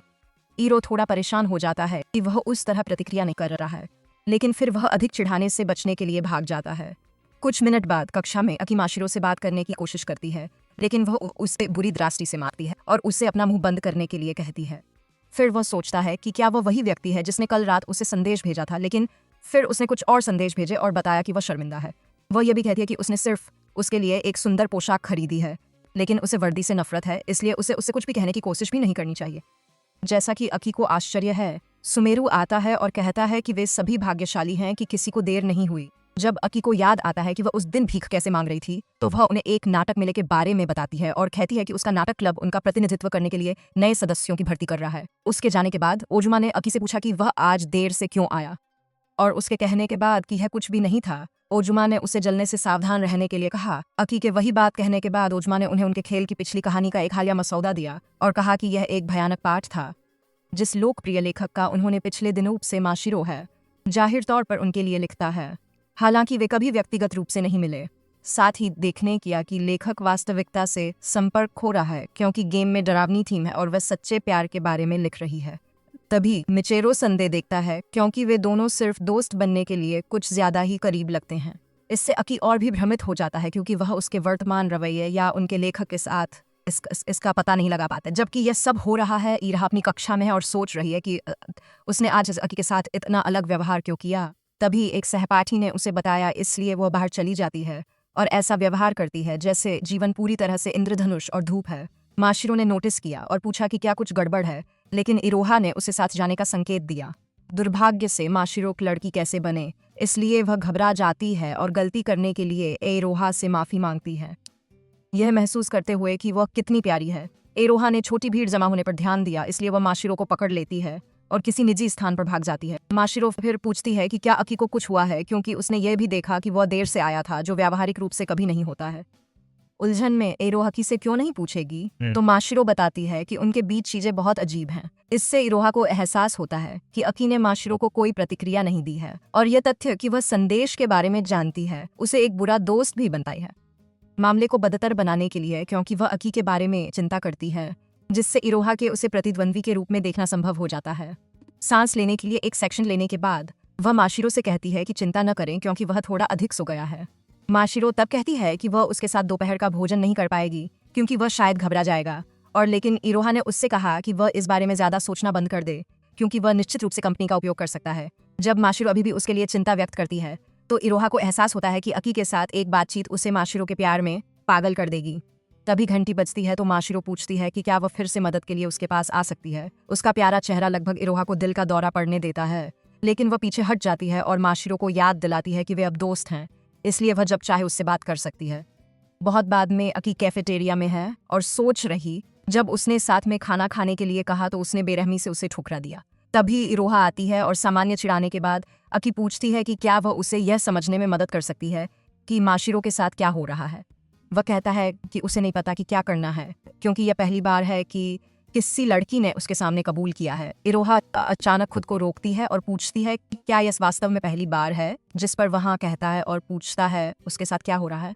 अगले ही पल वह भड़क जाती है और कह उसे केवल माशिरो जैसी लड़कियां ही सुंदर लगती हैं, जबकि अन्य मूल रूप से चलती फिरती पुतलियां हैं। उसे हर लड़की को सुंदर दिखने का श्राप देने के बाद वह बाहर चली जाती है और अकी को आश्चर्य होता है कि उसका छोटा सामाजिक दायरा क्यों टूट रहा है। तभी सुमीर उसे परामर्श कार्यालय में बुलाता है। वह उसे एक उदाहरण दिखाती है कि उसने तय समय से पहले ही काम पूरा कर लिया है। हालांकि अकी इसे पूरी तरह से खो देता है और पूछता है कि हर कोई अचानक इतना अजीब व्यवहार क्यों कर रहा है। सुमीर इससे चौंक जाता है, लेकिन वह तुरंत माफी मांगता है और अच्छा काम करने के लिए उसे धन्यवाद देता है। वह अपनी कड़ी मेहनत के इनाम के रूप में एक उपहार मांगती है, लेकिन अकी उसे बात के लिए इसे बचाने के लिए कहता है क्योंकि उसे बुखार है और उसे आराम करने की जरूरत है। कार्यालय छोड़ने के बाद वह सांस लेने के लिए एक कोने में रुकता है और सोचता है कि वह चीजों को नियंत्रण में क्यों नहीं कर पाता जैसा कि वह आमतौर पर करता है। घंटों बाद अकी बिस्तर पर है और अपने जीवन को वापस पटरी पर लाने का तरीका सोच रहा है, तभी उसे किसी के अंदर आने की आहट सुनाई देती है।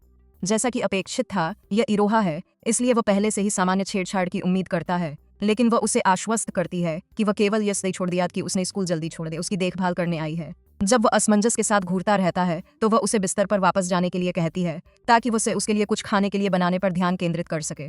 कुछ मिनट बाद वह गर्म भोजन लेकर आती है और उसे खिलाने की पेशकश करती है, जिससे अकी को और भी अधिक संदेह होता है क्योंकि वह कभी भी उसके प्रति इस तरह की नहीं होती है। जैसे ही वह सोचता है कि उसका कौन है, वह भोजन पर फूंक मारती है और उसे एक चम्मच खिलाती है और उसे आश्वस्त करती है कि वह उसे बेहतर बनाने में मदद करना चाहती है।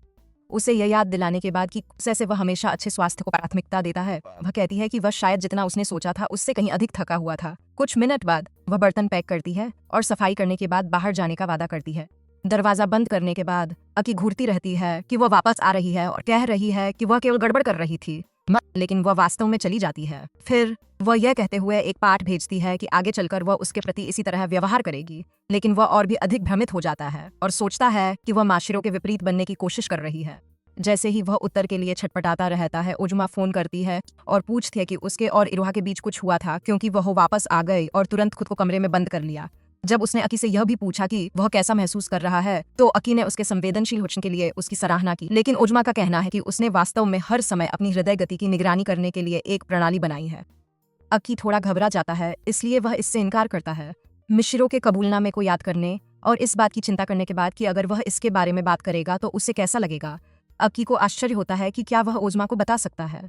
हालांकि ओज़मा पहले से ही बता सकता है कि इसलिए वो अकी को इस स्वयं संभालने के लिए कहता है, लेकिन अपने स्वास्थ्य को भी प्राथमिकता देता है। इस रास्ते से हट वो अकी को उनके लेखक द्वारा भेजे गए भयानक मसौदे के बारे में याद दिलाता है और अकी इसे मंच पर अस्वीकार करने का फैसला करता है, लेकिन वो यह भी अपेक्षा करता है कि लेखक पीछे हट जाए। इसके बाद ओजुमा उसे समर्थन देने की पेशकश करता है, इसलिए अकी उसे धन्यवाद देता है और यह जांचने से पहले फोन रख देता है कि क्या वह कोई काम कर सकता है।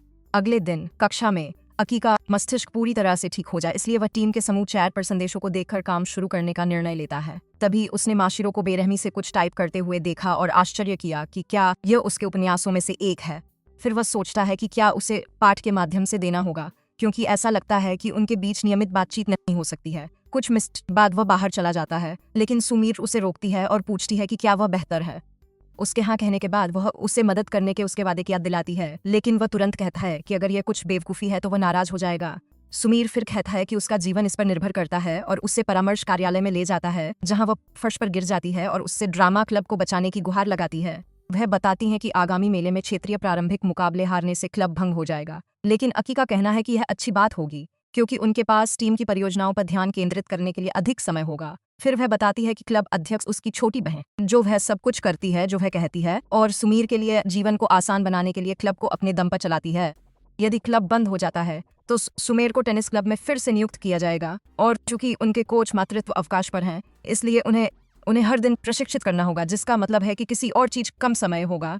जब अकी पूछता है कि उसे हार्डकोर क्यों माना जा रहा है तो सुमेर घबरा जाता है, जिससे उसे एहसास होता है कि उस बेवकूफ़ी की है।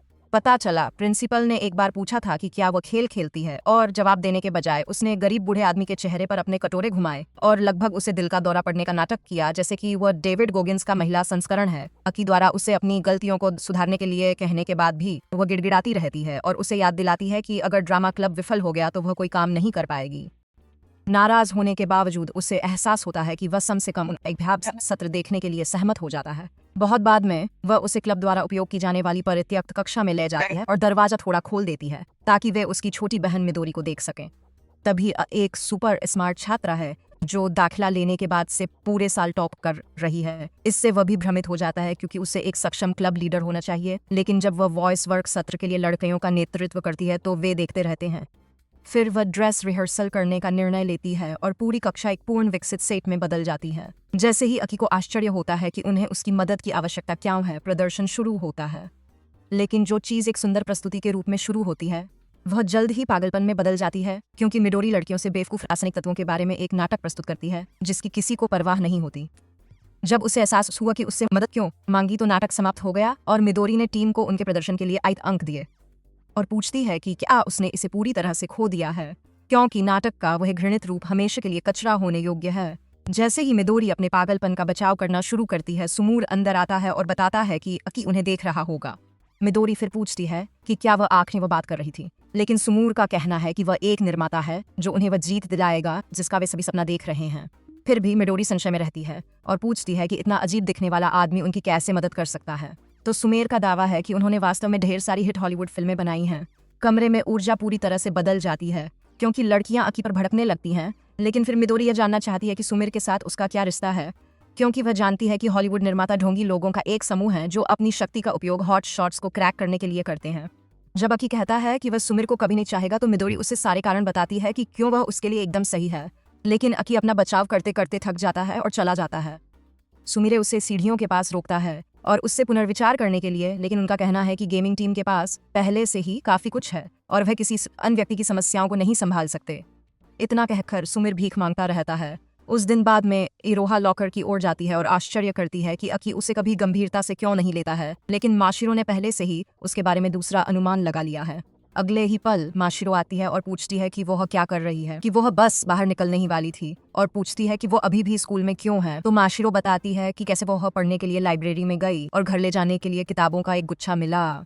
उनोहा आश्चर्यचकित होकर स्वीकार करती है कि वह इस प्रकार की किताबें पढ़ती है, लेकिन माशिरो का कहना है कि वह उन्हें केवल संदर्भ के रूप में आजमा रही है। इरोहा फिर पूछती है कि उसे उपन्यासों के लिए संदर्भों की आवश्यकता क्यों है, लेकिन माशिरो घबरा जाती है और कहती है कि यह कुछ भी नहीं है क्योंकि कोई भी उसकी गुप्त पहचान के बारे में नहीं जान सकता है। माशिरो तब एक साथ घर जाने का सुझाव देती है, लेकिन वह अकी के लिए अपनी गुप्त आवाज अभिनय नौकरी के बारे में बात नहीं कर सकती है। जब वह कहती है कि उसके पास एक संशकालिक नौकरी है जिसमें उसके मुंह का उपयोग करना शामिल है, तो माशिरो घबरा जाती है और सोचती है कि वह जीवनयापन के लिए अचार खाती है। इरोहा ने तुरंत उसे आश्वासन दिया कि ऐसा कुछ नहीं है, लेकिन माशिरो को इस बारे में सोचने के लिए चिढ़ाती भी है, इसलिए वह भाग जाती है। बहुत बाद में इरोहा पार्क में जाता है और अकी से मिलता है, जो शुरू में थोड़ा अजीब व्यवहार करता है और कहता है कि यह कुछ भी नहीं है। जैसे ही वे ओटोई के स्टूडियो की ओर बढ़ते हैं, अकी उसके नए व्यवहार से थक जाता और उसे मुखौटा छोड़ने के लिए कहता है। जब इरोहा ने पूछा कि वह किस बारे में बात कर रहा है, तो उसने कहा कि वह इस कृत्य से थक गया है, लेकिन उसका दावा है कि वह हमेशा से ऐसी ही रही है। जब वह यह तर्क देना जारी रखता है कि उसे अपने जीवन को दुखी करने के लिए वापस जाना चाहिए, तो इरोहा कहती है कि वह सामान्य नाटक के बिना बस उसके करीब आने की कोशिश कर रही है। अकी को तब एहसास होता है कि इसलिए वह सहमत हो जाता है। कुछ मिनट बाद वे स्टूडियो में आते हैं और आखिरी मिनट में एक और अनुरोध करने पर अपना दिमाग तेज कर लेने की धमकी देने के बाद ओटोई उससे भुगतान मांगता है। फिर अकी अपने द्वारा खरीदी गई पेस्ट्री उसे सौंप देता है और प्रार्थना कि वह उसे पसंद आए। पता चला उन्होंने पहले उसे स्टूडियो का उपयोग करने के लिए भुगतान की पेशकश की, लेकिन उसने मना कर दिया और कहा कि स्टूडियो वास्तव में सिर्फ एक शौक था जिसे वह आजमाना चाहती थी, कोई वास्तविक नौकरी नहीं। जैसे जैसे समय बीतता गया, वह अक्सर स्टूडियो सत्र को सिर्फ इसलिए ठुकरा देती थी क्योंकि उसका मन नहीं होता था, इसलिए अकी ने भुगतान के रूप में हर बार पेस्ट्री लाने की पेशकश की। वर्तमान में वापस वह पेस्ट्री स्वीकार करती है तो इरोहा स्क्रिप्ट पकड़ लेता है, जबकि एडिटॉय अकी को बताता है कि एक पेशेवर आवाज अभिनेता एक सत्र से कुछ दिन पहले स्क्रिप्ट की मांग करेगा। फिर वह उसे बताता है कि जिस तरह से वह बड़ी हुई है, रोहा 5 मिनट पढ़ने के बाद एक स्क्रिप्ट को पूरी तरह से याद कर सकती है। ओटोई के सहमत होने की आवाज से शुरुआत करने का संकेत देते हैं। जब वह अचानक एक सम्मानित युवा महिला की तरह बात करना शुरू कर देती है, तो ओटोई रिकॉर्डिंग बंद कर देता है और पूछता है कि क्या वह गंभीर है। आश्चर्यचकित होकर रोहा पूछती है, और जबकि अकी सदमे में स्थिर हो जाती है, ओटोई उसे दूसरी आवाज आजमाने के लिए कहता है। कुछ मिनट बाद ओटोई ने हार मान ली और पूछा कि क्या उसे इस रिकॉर्डिंग पर गर्व है। के बाद रोहा कहती है कि उसने को पसंद आएगा, वो इसे खो देता है और उसे इधर उधर खेलना बंद करने के लिए कहता है। जैसे ही रोहा बूथ में रुक जाती है, अकी उस पर फिर से चिल्लाने की कोशिश करता है, लेकिन ओटोई ने उसे लॉलीपॉप देकर चुप करा दिया और सत्र समाप्त करने का फैसला किया। कुछ मिनट बाद अकी ने उसे लॉलीपॉप के लिए धन्यवाद दिया और स्वीकार किया कि अगर उसने उसे नहीं रोका होता उसने कुछ गलत कहा होता। फिर वह पूछती है कि वास्तव में क्या हुआ था और कहती है कि उसे सफाई देनी होगी क्योंकि उसने उसे एक अप्रत्यक्ष चुंबन दिया था। कुछ मिनट बाद अकी उसे पिछली कहानी बताता है और कहता है कि उसे लगता है कि दोनों तरफ से उसके साथ खिलवाड़ किया जा रहा है। यह पूछने के बाद कि वह पीड़ित की भूमिका क्यों निभा रहे हैं, ओटोई का कहना है कि वह वास्तव इस बारे में बहुत कुछ जानती है कि किसके साथ भूमिका निभाई जा रही है, क्योंकि वह अपना अधिकांश समय अन्य लोगों की भूमिका निभाने में बिताती है। फिर वह कहती कि माशिरो को उसके लिए इतना परेशान होने के लिए एक प्यारी लड़की होना चाहिए, लेकिन हकीकत है कि वह ऐसा केवल उसके पिता के लिए कर रहा है। इसके बाद ओटोई ने उसे चेतावनी दी कि वह कभी भी ऐसा कुछ न होने दे जो इरोहा को अपनी प्रतिभा का उपयोग करने से रोक सके। आगे यह समझाने के बाद कि कैसे उसने इरोहा को उत्कृष्टता प्राप्त करने में मदद करने के लिए खुद को समर्थकों की भूमिका में पूरी तरह से डुबो दिया, वह फिर से माशिरो को सामने लाती है। अकी अभी भी दावा करता है कि वह केवल उसके पिता के साथ समझौते के अंत को रोक रहा है, इसलिए ओटोई उसे अपने खरबूजे में खींच लेती है और उसे स्थिर रखती है।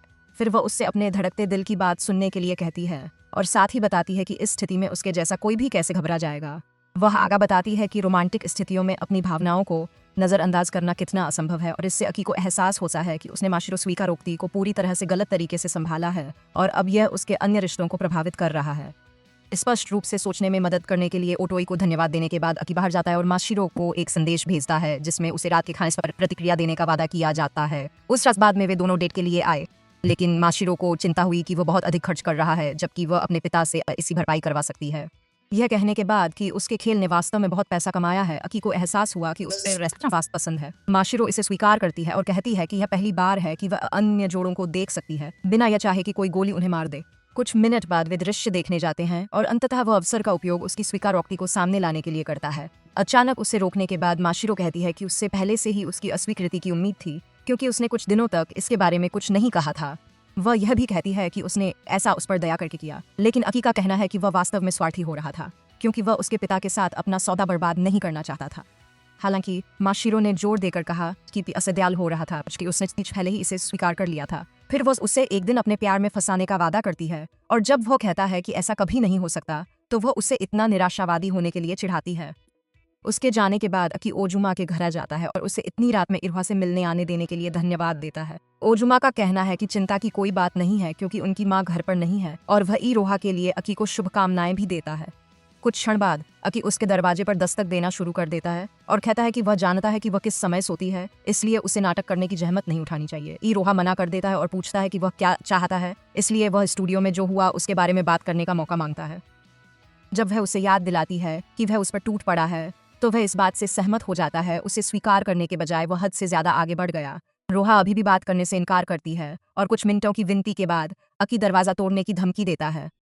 फिर वह उसे मजाक समझकर आगे बढ़ने के लिए कहती है, लेकिन वह वास्तव में दरवाजा तोड़ देता है और उसे ठीक करने के लिए उसे पैसे देता है। फिर वह माफी मांगने के लिए घुटनों के बल बैठ जाता है और कहता है कि उसने माशिरो को अस्वीकार कर दिया है। इरोहा शांति से पूछ करेगा, जैसे कि यह सबसे अच्छी खबर नहीं है जो उसने अभी अभी सुनी है। अकी तब कहता है कि वह कभी भी उसके साथ रोमांटिक रूप से नहीं रहना चाहता था क्योंकि उसका एकमात्र ध्यान उनकी टीम पर है।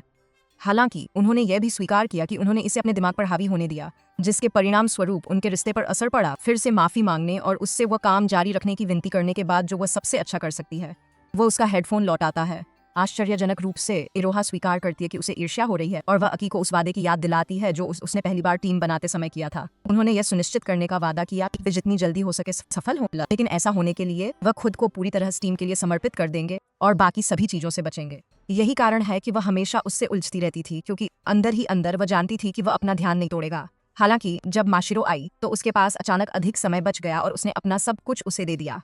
यह सुनकर अकी उसे यात्रा के माध्यम से अपनी टीम को आवश्यक मदद दिलाने के लिए उसके साथ नकली संबंध बनाए रखने की जरूरत है। उसके तभी इरोहा स्वीकार करती है कि वह जानती है और कहती है कि उसने नाटक करना शुरू कर दिया क्योंकि उसे अपना सारा समय मिचिरो के साथ बिताते हुए देखकर जलन महसूस होती थी।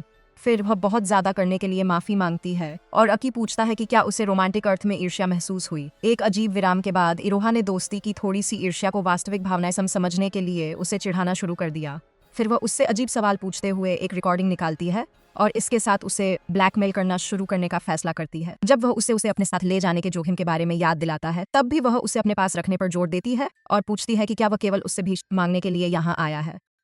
उसके मस्तिष्क के बचे हुए से उसे धन्यवाद देने के लिए उसे धन्यवाद देने के बाद वह स्वीकार किसी असंभव सी चीज को पूरा करने के लिए उसे उसकी और बाकी टीम की मदद की जरूरत है। अगले दिन स्कूल में ओटोई और ओजुमा ने मिडोरी के साइको ड्रामा क्लब के बारे में सुना और प्रभावित हुए कि अकी में हमेशा कुछ न कुछ होता रहता है। यह कहने के बाद कि टीम को जीतने के लिए वे अंदर चले जाते हैं और मिडोरी तुरंत उस पर हमला कर देता है। वह उसे रोकता है, लेकिन वह फिर से उसके कौशल के बारे में बहस करना शुरू कर देती है और उसे ड्रामा क्लब पर कब्जा करने से मना कर देती है। फिर वह समझाने की कोशिश करता है कि वह सिर्फ सुमुर की मदद कर रहा है, लेकिन मिडोरी ने उस पर उसकी बहन को पाउंड टाउन ले जाने और उसकी मासूम क्लब लड़कियों को अपनी प्रेम दासियों में बदलने का आरोप लगाया। इससे अकी को एहसास होता है, लेकिन समय बर्बाद न करते हुए वह मिडोरी से पूछता है कि क्या उसे अब सुमिर पर भरोसा नहीं है, क्योंकि इस विचार के पीछे वही है। यह अंततः मिडोरी को उसके प्रति अपनी नफरत पर पुनर्विचार करने पर मजबूर करता है, लेकिन फिर वह एक कदम आगे बढ़ता है और स्वीकार करता है कि वे वास्तव में अपने क्लब के प्रति समर्पित हैं। हालांकि जब तक वे उसकी मदद से कुछ चीजों में सुधार नहीं कर लेते, तब तक वे उस लक्ष्य के लिए कड़ी मेहनत करते रहेंगे जिसे वे प्राप्त कर सकते हैं। वह एक बार फिर अपनी मदद की पेशकश करता है, लेकिन मिडोरी अभी भी ध्यान करता है, इसलिए कि उसे सोमारी के साथ अपने रिश्ते के बारे में चिंता करना बंद करने के लिए कहता है, क्योंकि उसके जीवन में एकमात्र विशेष व्यक्ति ओजुमा है। सुमारी सहित हर कोई इससे चौंक जाता है और मिडोरी अंततः साथ काम करने के लिए सहमत हो जाती है। इसलिए वे एक नए नाटक के साथ शुरुआत करते हैं। शुक्र है अकी को वह स्क्रिप्ट याद आती है जिसे उन्होंने कुछ दिन पहले अस्वीकार कर दिया था और इसके बजाय नाटक के लिए इसका उपयोग करने का फैसला किया। जब सभी लड़कियां इसे पढ़ने में 1 मिनट का समय लगाती हैं और अपनी आंखें बाहर निकालने लगती हैं, तो ओजुमा सहमत होती है कि यह एक अच्छी योजना थी। हालांकि उन्हें मंच स्थापित करने के लिए एक बिल्कुल नए बजट की आवश्यकता होगी, लेकिन अजुमा ने इसका ख्याल रखने का वादा किया है।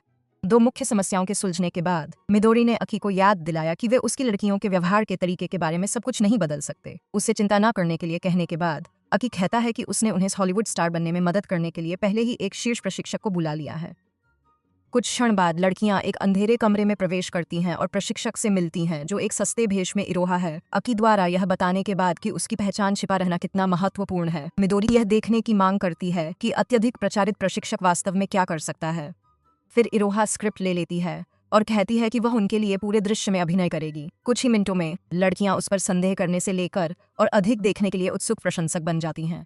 जैसे जैसे दिन बीतते हैं, टीम के सभी लोग ड्रामा करने के लिए हर संभव प्रयास करते हैं। रहस्य लेखक की मदद से अकी नाटक की कहानी को तब तक सुधारता है जब तक वह पूर्ण न हो जाए। फिर ओजुमा मंच प्रदर्शन के लिए एक प्रोग्राम बनाने के लिए अपने मस्तिष्क में उस सुपर कंप्यूटर का उपयोग करता है। दूसरी ओर ओटोई अपने ध्वनि प्रभाव कौशल का उपयोग करके उस चीज को उन्नत करती है जो क्लब पहले ही लेकर आया था। जो कुछ बचा है अपना दिमाग खो रही है, क्योंकि मिडोरी और अन्य लोग अभी भी नहीं जानते कि कैसे कार्य करना है। जैसे ही अकी को आश्चर्य होता है कि वह मदद के लिए क्या कर सकता है, इरोहा ने तीव्रता को कम कर दिया और शांति से मिडोरी को बताया कि जब वह दृश्य का अभिनय करती है तो रोबोट की तरह आवाज उठाना कैसे बंद करें। तभी अकी ने मार्च विच पर जासू हुए देखा, इसलिए वह उसे बात करने के लिए बाहर चला गया। जब वह उसे लंच पैक देती है और उसे अपना ख्याल रखने के लिए कहती है, तो वह उसे याद दिलाता है कि वे डेटिंग या कुछ भी नहीं कर रहे हैं। वह तुरंत उसे इसे बंद करने के लिए कहती है और उसे याद दिलाती है कि जहां तक स्कूल का सवाल है वे डेटिंग कर रहे हैं। हालांकि प्यार भरी हरकतें करने से उसे शर्मिंदगी उठानी पड़ती है, इसलिए वह भाग जाती है। फिर देखता है कि इरोहा मिडोरी और अन्य लोगों को उनके अभिनय में अच्छा काम करने के लिए सराहना करता है। जैसे ही वे सभी उसे धन्यवाद देते हैं और जश्न मनाते हैं, अकी को इरोहा के मूड में थोड़ा बदलाव नजर आता है। उस दिन बाद में वो घर वापस आ जाता है, लेकिन इरोहा उसके पीछे से भागती है। जब वो उसे याद दिलाता है कि वो ओजुमा और उसके माता पिता के साथ रहती है, तो इरोहा कहती है कि उसका बिस्तर बेहतर लगता था और शायद ऐसा इसलिए है क्योंकि उसने इतना सारा समय उसके पास आने में बिताया है।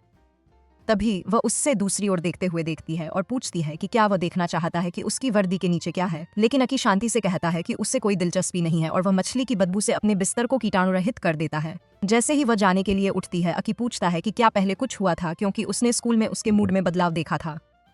सूक्ष्मता से पूछने के बाद कि वह केवल इस तरह की चीजों पर ध्यान क्यों देते हैं, इरोहा ने स्वीकार किया कि उन्हें लड़कियों से थोड़ी ईर्ष्या महसूस होती है, क्योंकि उन्हें वास्तव में इन पात्रों को अभिनय करने का मौका मिलता है, जबकि उन्हें एक आवाज अभिनेत्री होने के पीछे छिपना पड़ता है। वह चाहती है कि वह कम से कम अपने काम का श्रेय ले सके और अपनी प्रतिभा को गर्व से दिखा सके।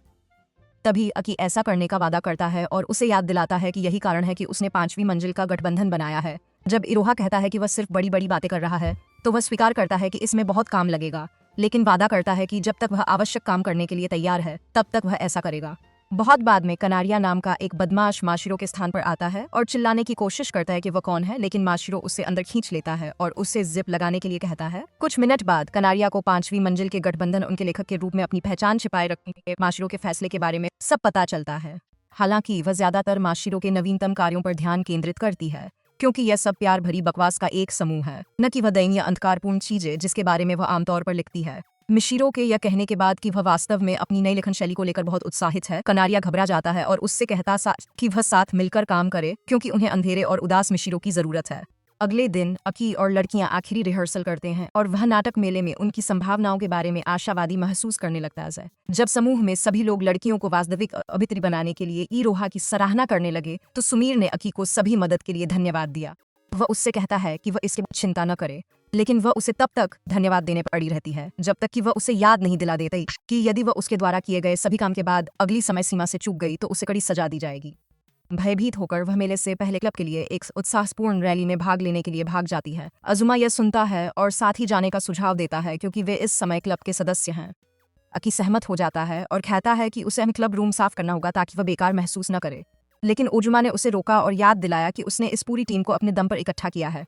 फिर वह अकी से इरोहा के साथ उसके हालिया मुद्दे अकी कहता है कि इसमें चिंता की कोई बात नहीं है। जब ओजुमा भी माशिरो के बारे में पूछता है तो अकी जोर देकर कहता है कि सिर्फ इसलिए क्योंकि वह अभी माशिरो की भावनाओं के बारे में बात नहीं करना चाहता है।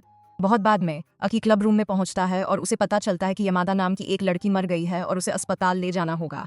इसका मतलब यह है कि वे नाटक नहीं कर सकते क्योंकि उनकी जगह लेने वाला कोई और नहीं है। मिदोरी घबराने लगती है और कहती है कि उन्हें कोई रास्ता खोजना होगा है, लेकिन उसे भी पता नहीं होता कि आगे क्या करना है।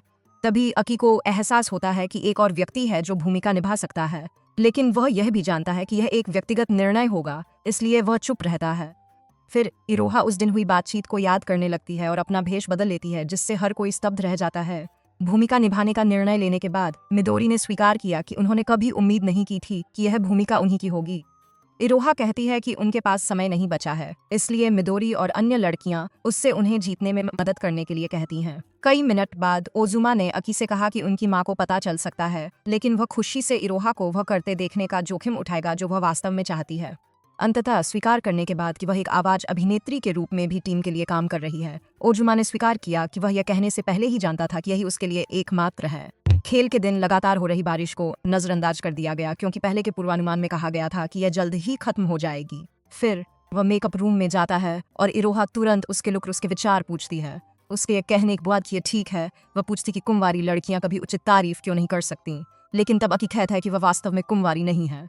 ईरो सदमे में अपना मेकअप किट गिरा देती है और सोचती है कि यह कब और दूसरी हुई, और अकी इस बात से नाराज है कि उसने किट खराब कर दी है, लेकिन जब वह पूछती है कि वह कुंवारी कैसे नहीं है तो वह बताता है कि कुंवारी लड़कियां वास्तव में सिर्फ नन हैं जिन्होंने भगवान के लिए खुद को शुद्ध रखने का फैसला किया है। फिर इरोहा पूछता है कि सबसे बुनियादी चीजों के लिए उसके पास हमेशा कुछ मुक्तापूर्ण उत्तर क्यों होते हैं। उस रास्ते से हटकर वह पूछता है कि क्या वह वास्तव में यह बताने के लिए तैयार कि वह वास्तव में कौन है, और वह कहती है कि यह कोई समस्या नहीं होगी क्योंकि वह जो भी गंदगी करती है उसे साफ करने के लिए उसके पास है। तभी कि मिडरी नाटक में नहीं आएगी। पहले वह यह सोचकर घर से निकली थी कि वह उम्मीद से पहले मेले में पहुंच जाएगी, लेकिन तभी उसकी मुलाकात एक महिला से हुई जो बारिश में बच्चे को जन्म देने वाली थी, इसलिए उसने उसे एम्बुलेंस दिलाने में मदद की। हालांकि जब तक उसका नाटक खत्म हुआ तब तक सभी रेल स्टेशनों को नाटक के लिए बंद कर दिया गया था, जिसका अर्थ था कि वह प्रदर्शन नहीं कर पाएगी। अन्य लड़कियों के सामने आने और घबराने के बाद अकी को सोचने के लिए कुछ समय लगता है ताकि वह कोई समाधान ढूंढ सके, लेकिन उसे कोई विचार नहीं मिलता है। फिर वह मिदोरी से बात करने के लिए कहता है। इस सुमिर उसे बुलाता है और वह बारिश में फंसे होने के बावजूद अपनी आंखें बाहर निकालने लगती है। सभी के लिए नाटक को बर्बाद करने के लिए माफी मांगने के बाद अकी पूछती है कि क्या वह इससे बचाना चाहती है, लेकिन बाकी सभी लोग सोच रहे हैं कि उसकी योजना क्या है। जब वह अचानक मिदोरी की जगह लेने की पेशकश करता है तो वे सभी चिंता ओजुमा ओटोई और सुमेर सहमत होते कि वह वास्तव में यह भूमि सुमेर कह सकता है। पता चला टीम निर्माण के उस सारे प्रयास ने अक्की को टीम के प्रत्येक सदस्य के प्रयास से कौशल एक अंश दिया अंदर, जिससे उसकी प्रत्येक इच्छा सीम रूप से 3 गुना हो गई। जब हर कोई इस बात से सहमत था कि वह ऐसा कर सकता है तो उसने मिदोरी से अनुमति मांगी और उसने उसे नाटक को बचाने के लिए कहा।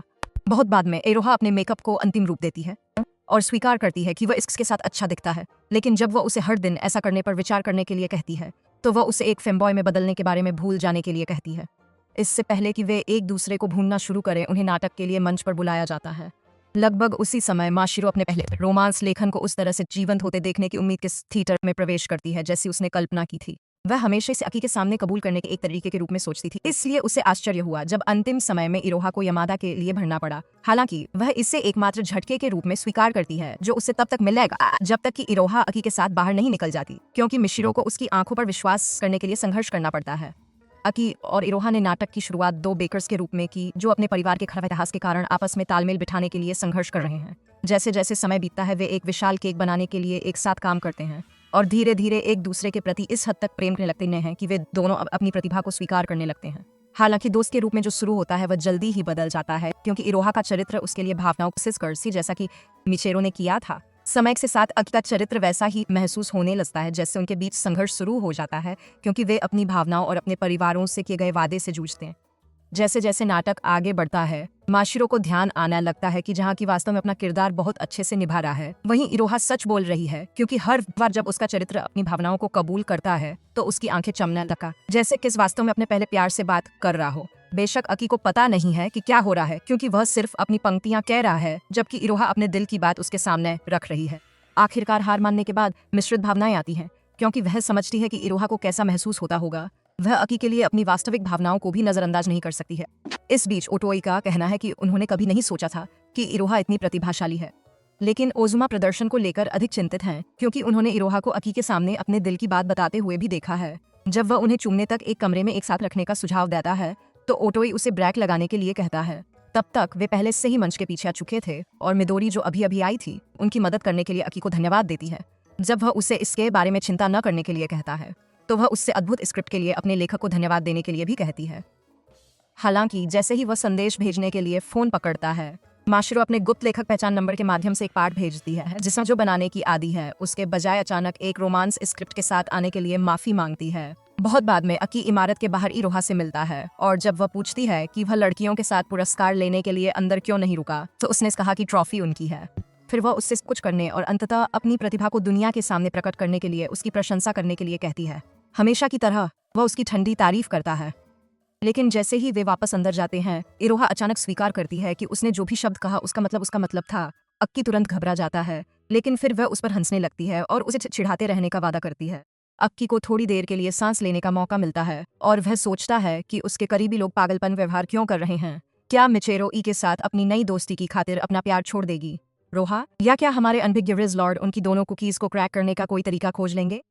जानने के लिए भाग 2 पर टिप्पणी करें, और यदि आप इस वीडियो को देखते हैं और हमारा अगला पुनर्कथन देखना चाहते हैं तो इसे लाइक और सब्सक्राइब करना ना भूलें।